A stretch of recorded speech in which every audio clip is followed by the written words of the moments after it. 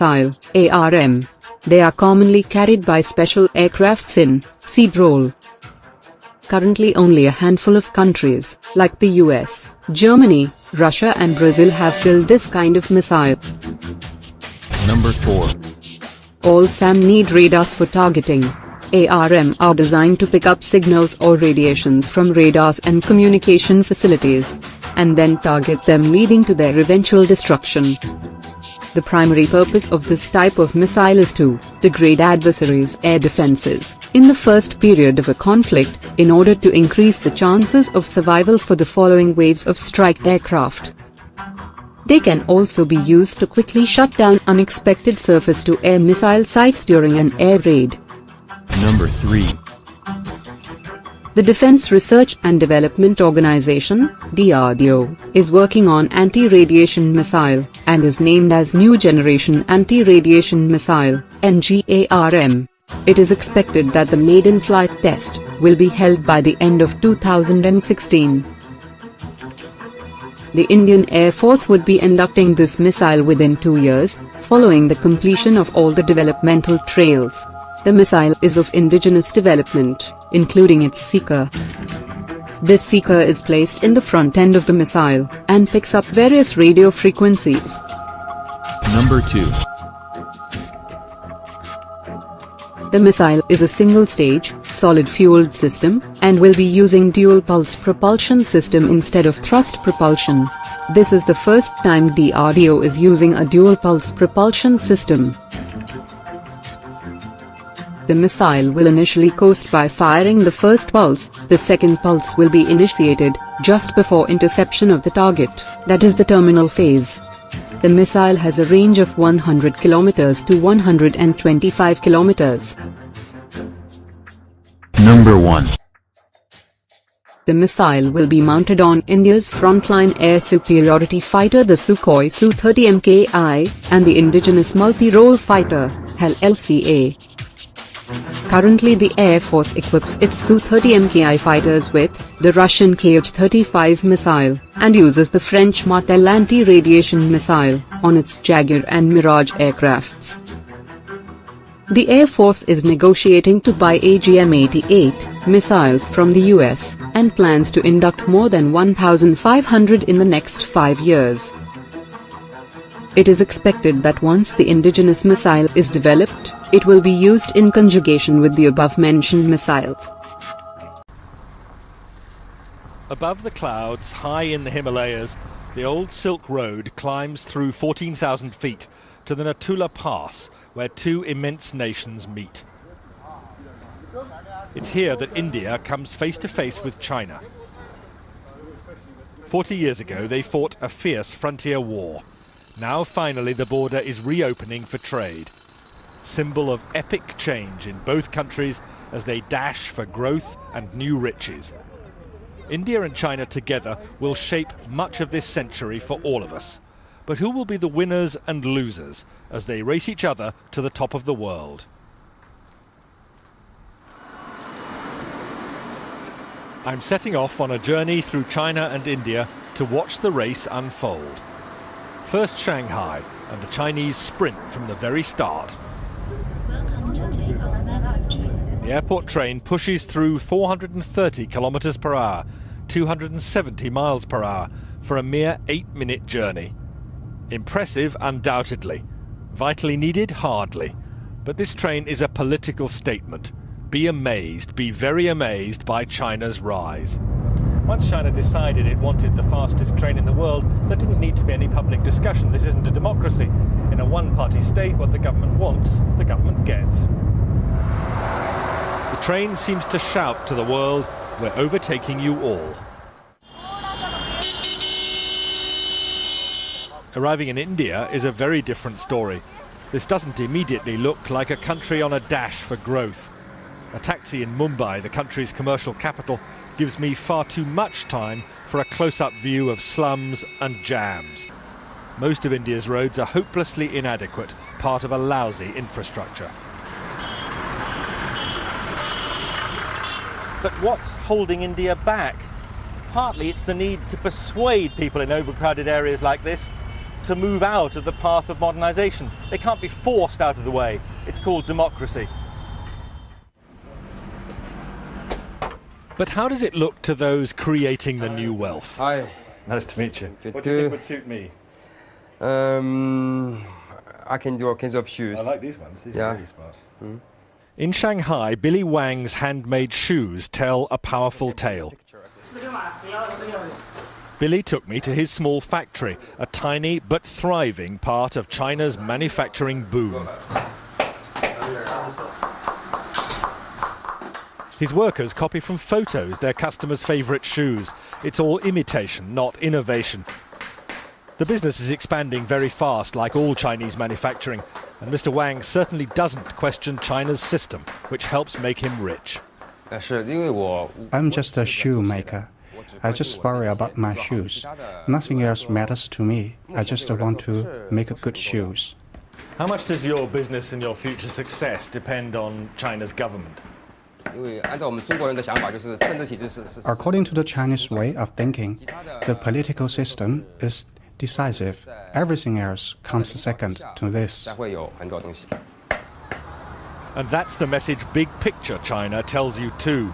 In the new Shanghai, with its soaring temples of capitalism, the fast track to wealth has been produced by a rigid political system, communist in name only now. Shanghai's international port is part of national success built on an unwritten deal. Business stays out of politics, especially when the political system delivers so much. The port director told me he's immensely proud of what's been achieved. This area is for refrigerated containers. Over there, those are for hazardous materials. Most of these are for normal dry goods. This whole port was built in 1990. Every year, we're growing by 25%.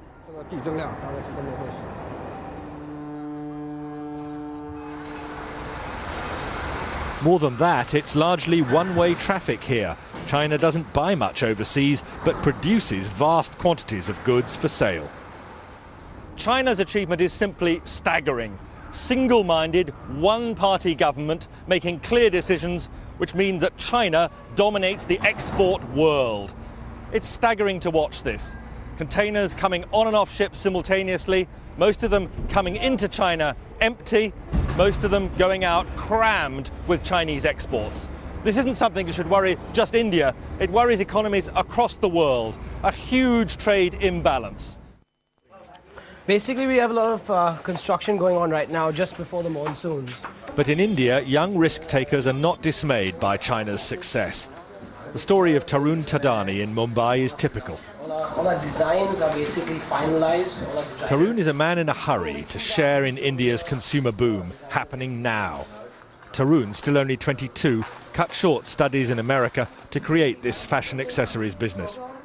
And the emphasis here in his design room, unlike China, is on innovation, not imitation. Here is all our new production. Next door in the workshop, a small team churns out low-cost fashion accessories for eager buyers among India's spreading middle class. Tarun insists India's cheap labour, combined with superior design skills, make a winning formula. We never copy directly. We spend so much time, consistently trying to make new products, new designs, new things out there, finding new trends, just keep developing in new styles. So is this an exciting time to be doing business in India? It's an exciting time because you can see things happening, India is moving very fast, but it's like a boat. But if we can sail or we can even sink. I can't speak for the future, but I can definitely say it is definitely bright. It's a good path, and I think we are on the right track. And big picture India? Well, that stress on skills drives heavy industry too.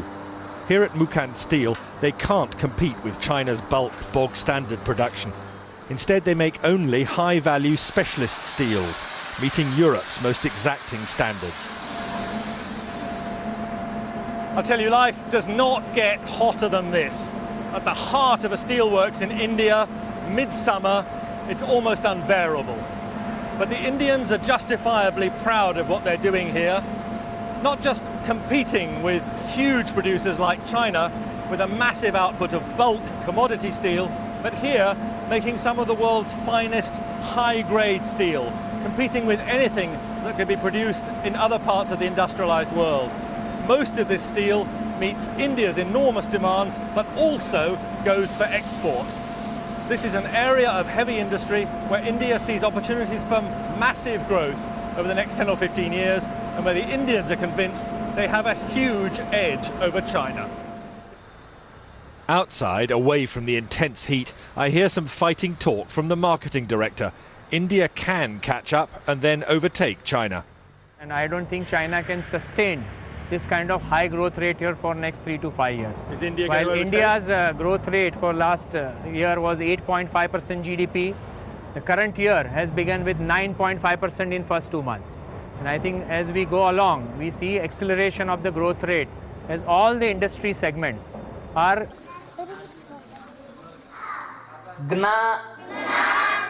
And fighting poverty means giving children skills which could lift them to jobs inside India's urban-led boom.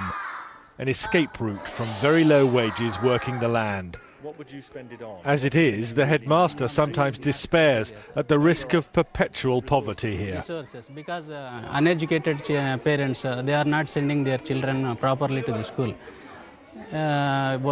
Absentees, their children absentees, they are at least continuously nearly 10 to 15 days they are absenting. By that way, will not understand lessons properly.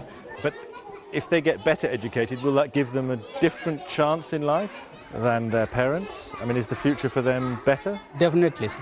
Definitely. Now look at this. Still India, but the contrast could hardly be more extreme.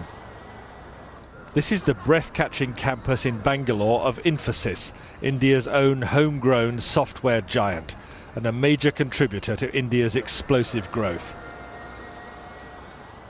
We have a faculty of 180 people who are faculties in computer science. This is possibly the largest computer science faculty anywhere in the world. Mohandas Pai, Infosys director, is showing me a vision of India's future. And the biggest emphasis of all here, no question, it's on teaching. Taking the highest achievers among India's college leavers to even greater heights. They see no limits to the country's future or their own. I want to leave a mark. I'm looking at making a difference somewhere down the line. It's not like everything is already done. So there's so much that's yet to be discovered, there's yet to be tapped. So that way, there's a lot of scope to make a difference. Is this an... India accounted for 14% of total weapons imports between 2011 and 2015. India remains the world's largest weapons importer over the 5-year period, according to latest report of the Stockholm International Peace Research Institute. India is not known to export defense equipments. But in last 2 years, India under the leadership of PM Modi is trying to change that, with Make in India initiative. The idea is to design and manufacture in India and export it to other countries, which will bring in foreign exchange. Defense Minister Manohar Parrikar has set a target to raise India's defense exports to $2 billion in the next 2 years from the current $330 million. In this video, we will look into 5 products that India is exporting or plans to export over the next few years. Number 5. Akash is a surface-to-air missile system developed by DRDO with contribution from 61 Indian public and private sector companies. It is an all-weather missile, enjoying high immunity against active and passive jamming, and is designed to kill adversaries at an altitude as low as 30 meters, to as high as 18 to 20 kilometers. The best part is that DRDO coordinated work with other agencies, including the users, that is the Indian Air Force and Indian Army, to produce this system. It has found takers among friendly foreign nations, such as Thailand and Belarus, which have shown and expressed interest in acquiring the missile system. Number 4. MCGS Barracuda, built by Garden Reach Shipbuilders and Engineers, Kolkata, for National Coast Guard of Mauritius, is an example of successful export. India joined the elite club of warship exporters when GRSE delivered it to Mauritius on the 20th of December 2014. The contract was worth $58.5 million. The Indian government has already cleared export of 13 warships to Mauritius, which will be supplied over the next few years. This include 2 fast patrol vessels, FPVs, and 11 fast attack crafts. India also has agreed on supplying ships to Vietnam. The sale of at least 4 patrol vessels comes as part of the $100 million credit line for military equipments extended to Vietnam by India. The patrol vessels will be about 35 meters in length, 10 meters broad. These will have specialized aluminum hull, and will be used to patrol the waters close to the shore. Vietnam needs at least 7 more such ships, and GRSE is expected to get the order for the rest of the ships as well. Besides, it is also in the race to export 2 light frigates, about 3,500 tons each at a total cost of 2,000 crore rupees, to the Philippines. Number 3. The HAL Light Combat Helicopter, LCH, is a multi-role combat helicopter being developed by Hindustan Aeronautics Limited, for use by the Indian Defence Forces. It has now caught the eyes of African countries. According to a PTI report, India is in talks with certain countries in Africa for possible export of the LCH. Japan has also shown keen interest in acquiring the HAL LCH, after it became the first helicopter of its kind to have landed at an altitude of 16,000 feet from the sea level. No other light combat helicopter has achieved this feat. Number 2. The BrahMos is a ramjet supersonic cruise missile that can be launched from submarines, ships, aircraft or land. It is considered to be the most deadly anti-ship missile. It is a joint venture between the Russian Federation's NPO Mashinostroyenia and India's Defence Research and Development Organization, DRDO, who have together formed BrahMos Aerospace. Talks are in advanced stage with Vietnam for export.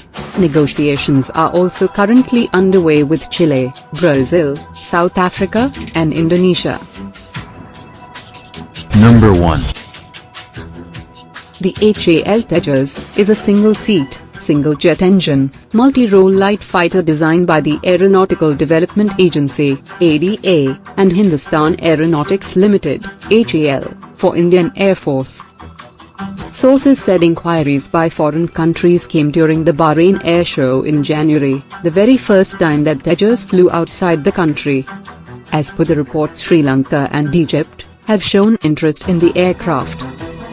Sri Lanka had recently rejected Pakistan's JF-17 aircraft built with Chinese help, and is now looking into Tejas. Egypt had last year signed a contract for 24 French-made Rafale fighter jets, and are interested in some multi-role light fighters. Interestingly, soon after the announcement of Tejas' participation in Bahrain, Pakistan had withdrawn its JF-17 aircraft from the show, despite having paid the initial installment, which ran into a few million $.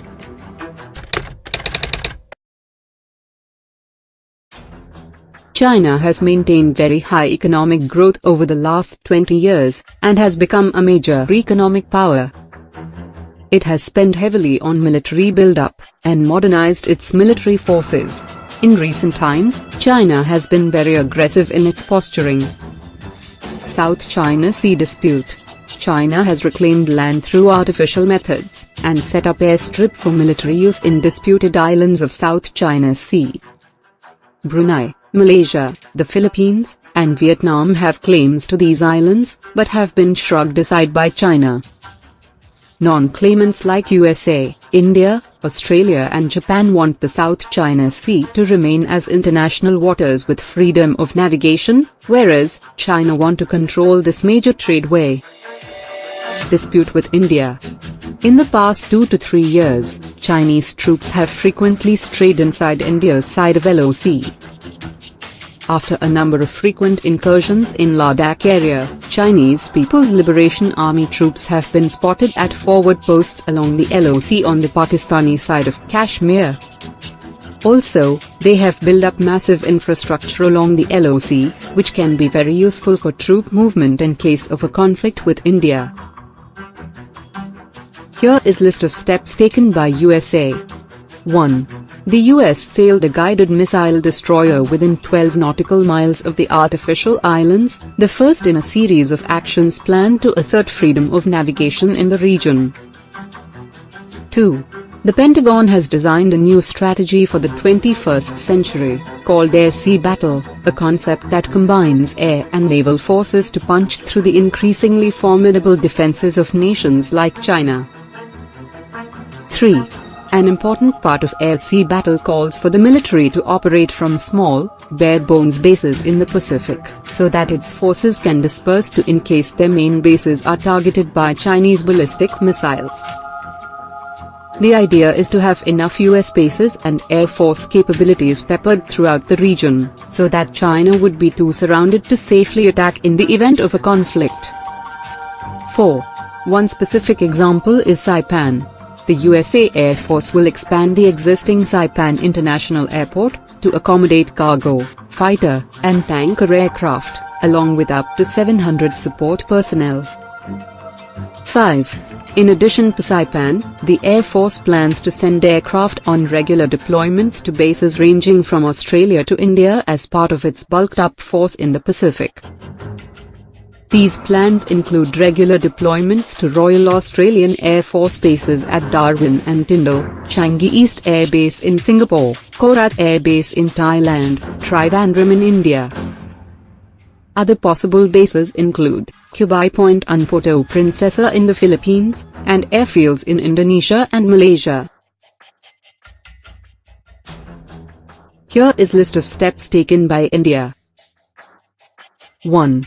From roads to military equipments, India is upgrading its defenses along Indo-China border. The Indian Army's operational capability along the China border will be getting a major flip, as 2 tank brigades are soon to be deployed in that region. According to latest reports, Defense Ministry has cleared the plan to raise 6 new armored regiments, that will be equipped with roughly 350 tanks. In addition, 3 mechanized infantry battalions will be raised, with 180 BMP-2 infantry combat vehicles. 2. Defense Ministry has also approved the induction of a 3rd regiment of BrahMos for deployment in northeastern sector along the China border. The BrahMos is a ramjet supersonic cruise missile having a range of 290 kilometers. Each regiment of BrahMos consists of around 65 missiles, 5 mobile autonomous launchers and supporting equipment. 3. India and the United States have agreed in principle to share military logistics. Washington and New Delhi have largely agreed to the terms of a new agreement that allows the 2 militaries to use each other's land, air and naval bases for resupplies, repair and rest. 4. India is ramping up its submarine fleet. India plans to induct about 20 new submarines in the next few years. Some of these submarines will be armed with indigenous K-4 missile for nuclear strike. To know more, see above cards. 5. India is participating in Exercise Malabar, a trilateral naval exercise involving the United States and Japan. Originally a bilateral exercise between India and the US, Japan became a permanent partner in 2000. Despite the statement by a top US Navy officer that Malabar was not directly aimed at China, there is very little doubt about who is the target. The exercise is conducted only about 400 kilometers from the contested Senkaku Islands. Scenarios include hunting for Chinese submarines, ships and countering hostile Chinese Navy. 6. India is providing active help to Vietnam, which is hotly contesting the South China Sea dispute against China. India has agreed on supplying ships to Vietnam. The sale of at least 4 patrol vessels comes as part of the $100 million credit line for military equipments extended to Vietnam by India. Vietnam needs at least 7 more such ships, and Indian PSU, GRSE is expected to get the order for the rest of the ships as well. Talks are in advanced stage with Vietnam for export of BrahMos. BrahMos, considered to be the most deadly anti-ship missile, will be very helpful for Vietnam in countering the Chinese Navy in the event of a conflict. 7. Like Vietnam, India is providing support to the Philippines, which is also party to the South China Sea dispute against China. India has agreed to export 2 light frigates, about 3,500 tons each at a total cost of 2,000 crore rupees to them. 8. India has activated a new data reception and tracking station in Vietnam. It has been linked with another station in Indonesia.